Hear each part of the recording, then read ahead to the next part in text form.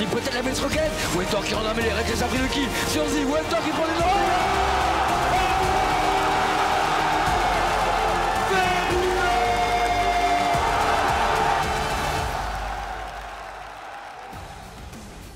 Good evening, good morning, good afternoon to everybody here. Worlds tonight. We're doing it from LA today because they're packing up in Paris to move everything to London for the quarterfinals. And what a 2 weeks it has been, gentlemen.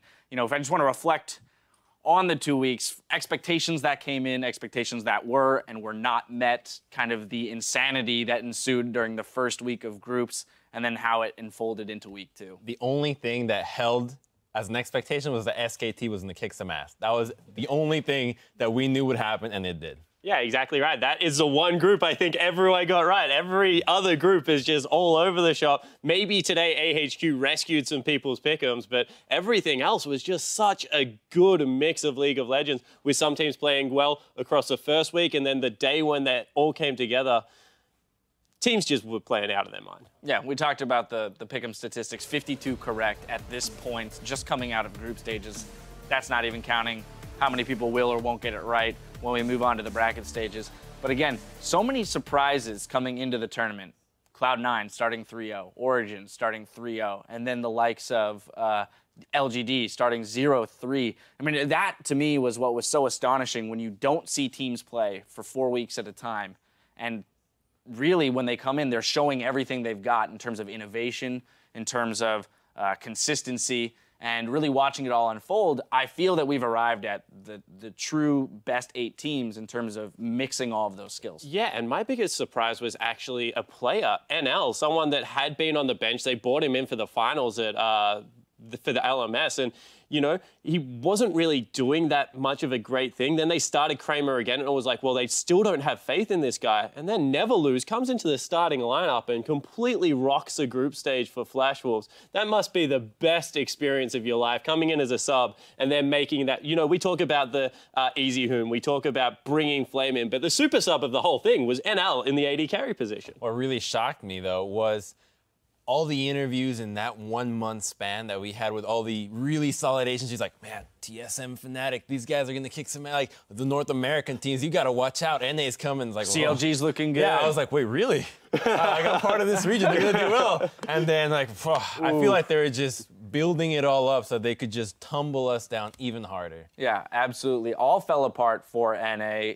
0-10 in week 2, not picking up a single win there. That's absolutely devastating as a region. The flip side of that, though, is the LMS, who completely showed up. You already touched on, you know, Flash Wolves, but AHQ as well. The two of those teams really showing up for their region in the second week, propelling Flash Wolves to seed 1, AHQ to seed 2. And I have a feeling they're going to, you know, perform even better next week with a little bit more time under their belts. And I just love the story of the LMS region, right? You know, the split that came through with the GPL, then finally making good tracks at Worlds last year, making even better tracks at MSI where AHQ were on a tear. Now to this stage where, like, they're just legitimate contenders, 100%. One of them went through in a group with a Korean team as the first seed by taking them out a couple of times. Like, Flash Wolves is overall Hold on, team. the legitimate contenders against SKT, I'm not so sure about making it out of that one. Who else is going to be? Like, this is my question to you. SKT is clearly the first team. Can you say that AHQ and Flash Wolves are that far behind the rest of the teams in this race right now? Behind SKT? On that side of the bracket, you have SKT, AHQ, Origin, and Flash Wolves. AHQ is second best team. We'll debate this later. We'll debate this later. We only have so much time. Other things I want to hit on, though, with this tournament so far is the amount of champion diversity that we've seen. We've had 69 unique champions so far just in group stages. So we've surpassed the halfway point of total champions in League of Legends, the 69th being Twitch in that tiebreaker game.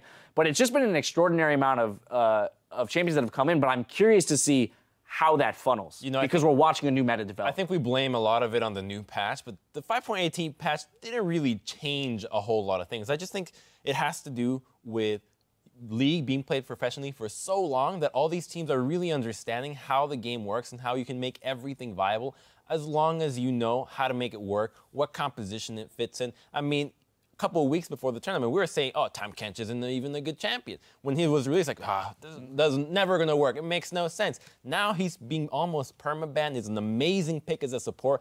We might even see him as a jungler. There's so much more to be shown, and I'm sure that these teams have even more things prepared because all these new picks are honestly delivering wins. And the meta clash with the new picks has been what has done it for me because it's no longer a meta where, like, in the LPL, you're like, AD carry is king. We have Uzi, we have Imp, we have Def. Like, in Korea, it's like the top laners get so much farm. Like, LMS, Maple is getting so much. And, like, every single one of these strategies is now successfully working on Summoner's Rift. You can even play carry junglers. Like, Kakao and Kasa have shown in very limited sample sizes that carry junglers are still a legitimate way to play League of Legends. So you can play anywhere, anytime, and as long as you bring your A game, you're going to win the game. Yeah, the teams have had so much time to play that rock, paper, scissors of champions in League of Legends, and they've come up with some really interesting things. We've seen teams like SKT play Ryze, and no one else yet. We'll see if Janna comes back. Tom Kench is probably going to be a brand support. Brand support, right? Let's not go or down. maybe not, right? But there's been some really cool, certain teams have played one champion, and no one else has touched them yet. We'll see if they make reappearances. However, on the topic of reminiscing, we asked our audience today what some of their favorite moments from group stages were. I thought it'd be fun if we do the same. So I'm going to start us off. Here's mine. I think that EDG right now are just playing phenomenally. I'm going with Invictus Gaming. I think the LGD game was an outlier. I'm going to give LGD one last shot. Origin will continue to ride this momentum and hype train and will continue to do great things.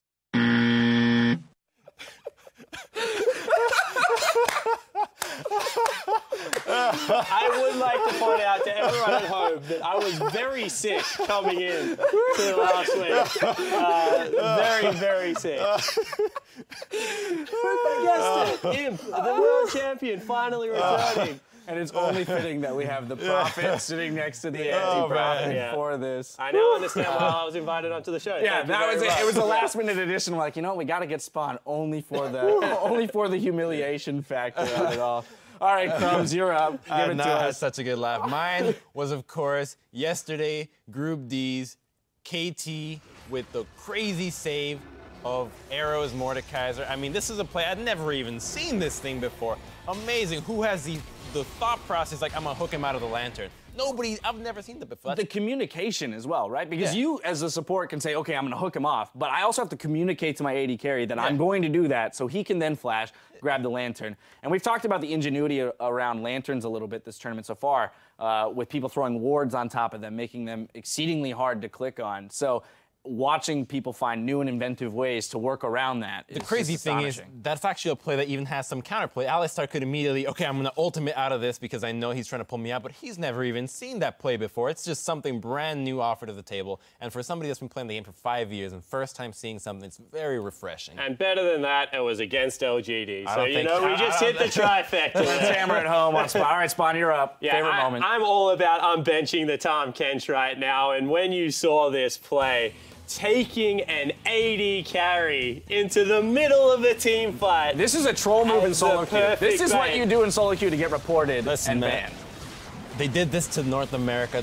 This is basically a wild card right now. There is a really, it's a little painful at that point, just seeing that. I like what you pointed out, because, I played with Yamato. This is what I was doing with him. You can't eat people out of recall, but you can definitely take them into a Viger. But to do it in such a great way, that just shows how good Ku is at reading plays and being able to set it up like that. Yeah, essentially seeing a solo queue troll turn into an effective team technique is really crazy. And again, one of the reasons why I think Tom Kench is going to be continue to work his way up the ladder in terms of priority.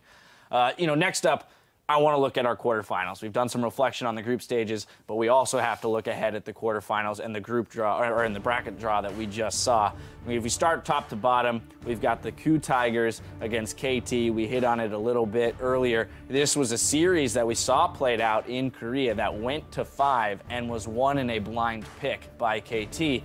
Well, there isn't blind pick in these best of fives, and both of these teams are looking pretty strong coming out of the group stages. Yeah, they certainly are, and both these teams have monsters in the top lane. Like, I'm talking people that will take any top laner in the world right now, apart from maybe Myron, and completely destroy them. And Someday versus Smeb, The Rock versus the Riven. This is like, you could not set up a better storyline for this game. It's going to be so fun to watch. I have a feeling that the Korean teams are really expecting to make it out of groups, all of them, so that they probably save some things to play against each other because, you know, they scrim each other more than anybody else. So they have to save something just for that off scenario that they have to actually play in them games that matter against each other. So I think we're going to see even newer and crazier things coming out of these guys. Yeah, collectively, they were 15-3 in the group stages. So again, you know, as much as we have a diverse, you know, set of teams coming out of group stages, that scoreline there speaks to the dominance of that region still and how hard the rest of these teams are going to have to fight in order to take down one of the Korean Titans. Yeah, the one game that gave you hope, though, was watching Origin beat a Korean team around the map and being able to out-rotate one.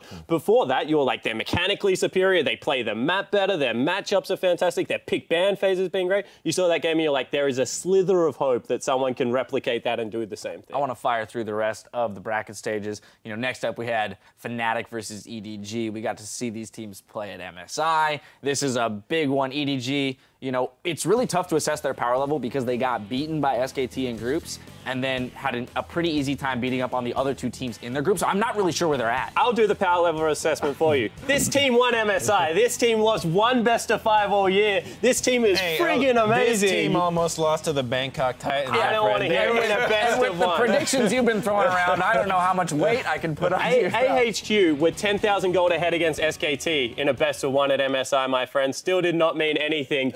EDG is a class outfit, and anyone that thinks that that is going to be a one-sided, that game will be fantastic. We saw the prequel of it at MSI. This is going to be the finale, and it's going to be great. I agree with what Jad and Monte Cristo were saying, that this could possibly be the best quarterfinal. So all kidding aside, I do think both of these teams are really strong. A lot of it's going to come down to which of these teams shows up. We've seen Fnatic when Huni's not playing well. We've seen EDG when they struggled against the Bangkok Titans and couldn't get their early game together. I want to hop down to the other side of the bracket because we only have so much time.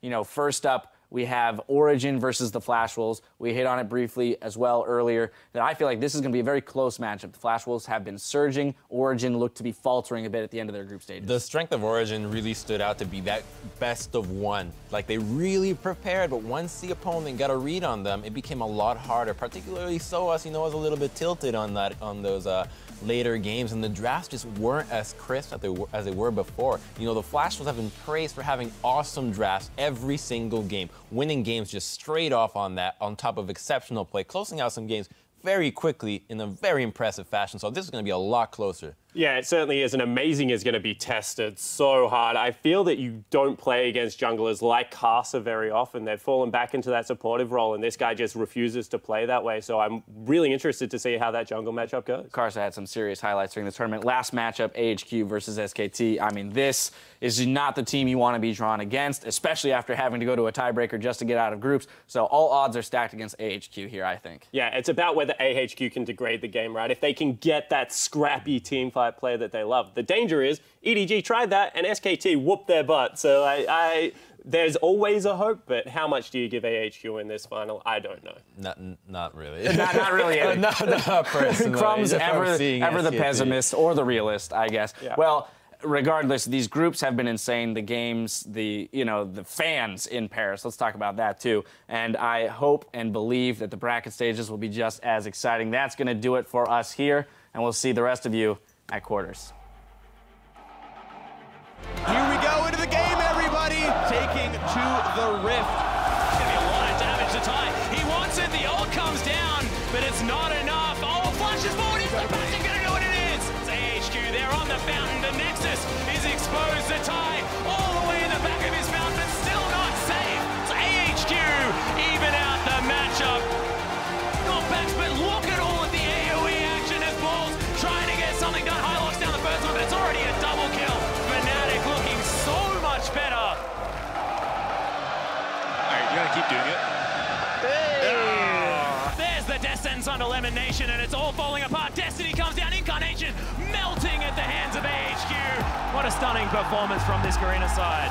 Reckless goes down, Zatai gets a bunch back, but Hootie, the double, the steal, the triple kill, the quadra kill for Hootie. Holy crap! Gets caught and apprehended backwards. Fade's back to time, but that's it. Incarnation! Bazonius buys time, and Kitty's again is the man engaging the fight. Sneaking last man alive, he's gonna go down! Invictus Gaming pick up a win. Holy crap, he stole it! But the fight continues. Sim sorts him out. Reckless running and running away.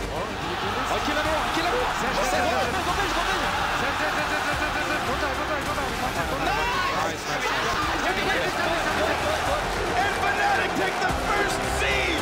We're gonna find out who is gonna be the 8th and final team in the quarterfinals. 250 HP, round attack, Tats, and Albus is Holy two-man knockup. Tail and a slicing maelstrom tags a couple members. Elimination, Black shields himself. Holy cow, a big engage. And AHQ will be the final team out of Group B.